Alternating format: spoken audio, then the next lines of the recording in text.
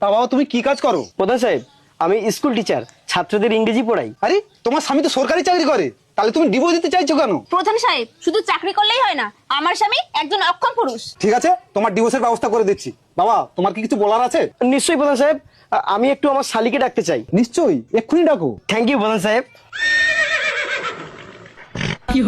Hello Suchitra, এই শিগগিরই তুমি প্রধান সাহেবের বাড়ি আসো তো। হ্যাঁ হ্যাঁ, এক্ষুনি চলে আসো। এই, তুমি আমার বোনকে ফোন করলে কেন? ওর যাকে ইচ্ছা তাকে ডাকতে পারে, তুমি চুপ করো, আমি ডিভোর্সের ব্যবস্থা করে দিচ্ছি। জামাই বাবু, তুমি আমাকে ডাকলে কেন? আরে শালি, তোমার দিদি বলছে আমি নাকি অক্ষম পুরুষ। প্রধান সাহেব, দিদির কথা বাদ দিন তো, আমার জামাই বাবু মোটেও অক্ষম পুরুষ না। তুমি কি করে জানলে? জানতে পেরেছি বলেই তো আজ আমি ভাতার ছাড়ি। চলো জামাই বাবু, দিদি না সংসার করে আমি তোমার সঙ্গে সংসার করব। আরে প্রধান সাহেব, আমার স্বামীকে নিয়ে তো পালাচ্ছে। আরে যাচ্ছে যাক না, তুমি তো এমনি ডিভোর্স চাইছিলে।